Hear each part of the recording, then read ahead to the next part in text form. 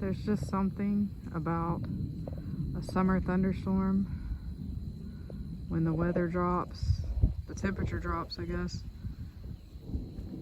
and the sky is rumbly and gray. Perfect, perfect reading weather.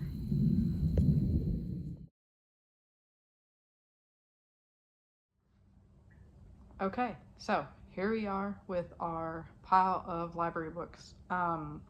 Gonna try and stick to my 5-book limit in hopes that, we don't get overwhelmed. I had said we weren't going to the library this year, or not this year. A year would be a really long time without a library in my world. I had said we weren't going to the library this summer because our library is really, really packed during the summer. It's not a bad thing. Great to see kids reading. It's just not the library I'm used to. We are used to going to the library during the week when everybody's at school or work or whatever, and it's quiet and it's peaceful, and it is not that library in the summer during the middle of the day. So, have a few books for each of us. So, first, I guess I should say, welcome to the family that reads a lot. We read a lot. Hope you do too. These are just some random books that we kind of picked up. So let's start at the beginning. This is, so as always, 11-year-old son, 8-year-old daughter, and myself who are readers. My husband reads some, but not as much as we do. So every now and then I'll throw in a book from him, but mostly it's stuff from us. This is one of a series that my son reads all the time. Loves the series, loves everything about it. He's gone, and I mean, I don't even know how many books are in this series. There's tons and tons and tons, and there's sub-series and all this other stuff. So he has gone through a massive amount of these books. We do them at the library because I'm not buying 50 different books on this one series. So big series like this is what we love our library for. It's a much, much more economical way to read a huge series. So he picked this one, Warriors, Thunder Rising, Dawn of the Claws. These are all Erin Hunter books. He's a big fan of Erin Hunter.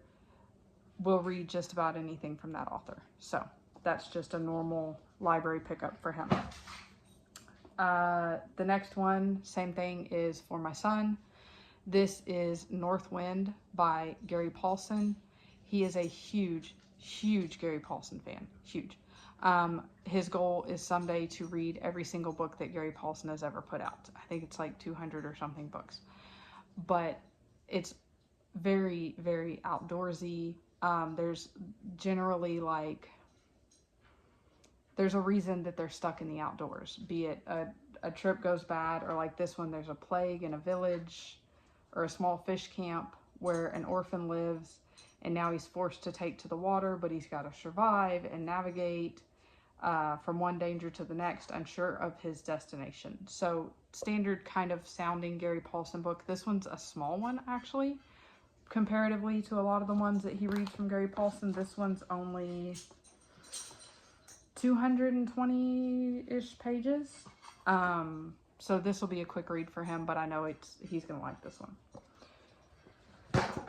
Now, one for my daughter that I am pre-reading / kind of reading for myself, Amari and the Night Brothers by B.B. Alston. So I've seen this recommended on tons and tons of middle school booktube channels, reading lists, library lists. It's everywhere. So I kind of want to see what it's all about for myself. And my daughter specifically watched it on a video with me. So she wants to see what it's about as well. We will, I'm going to pre-read it because it is a middle grades, and she is technically 8, so she's going into 3rd grade. She would have no problem reading this vocabulary-wise, reading level-wise, but I always try and pre-read any middle grades that she wants to get her hands on, because just to check for content, because she is 8. So I'm going to be reading this one soon. Next one for her is Unicorn Island. It's an epic book. So I don't know a ton about epic. I know that they have there's like an online epic that you can subscribe to read ebooks and all that, but now they're putting out regular books. So she saw this, saw the title as unicorns. She really hasn't been into unicorns lately. They were an old thing from a year or two ago, but she saw this and just absolutely wanted to do it. So know nothing about this book.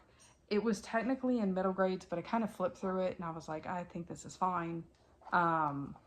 It's not going to be a long book. The pages and things are fairly easy read. There's some pictures, stuff like that. So it's, I mean, I think it's right around the 200 page mark, but this should be a fairly easy read for her. So I'm going to check that one out. Last one is for me.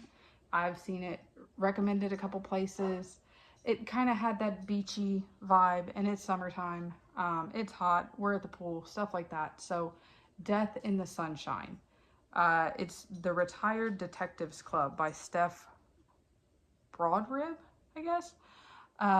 Really don't know anything about it other than there's a police officer who's retired and moved to a retirement community, and a group of ex-cops from that community gets together to solve a murder. I like light, easy murder mystery type stuff sometimes. So gonna give this one a try and see what it's all about. So that's 5 of the things that we got at the library. We did get a little out of hand and got way more than that, but I don't want to make a super long-winded video with tons and tons of books because I always feel overwhelmed when I watch those. But these will, I think all of the ones that we looked at today are going to show up on my what we've been reading kind of videos, because these are ones that we'll read. We don't always read every single thing we get from the library.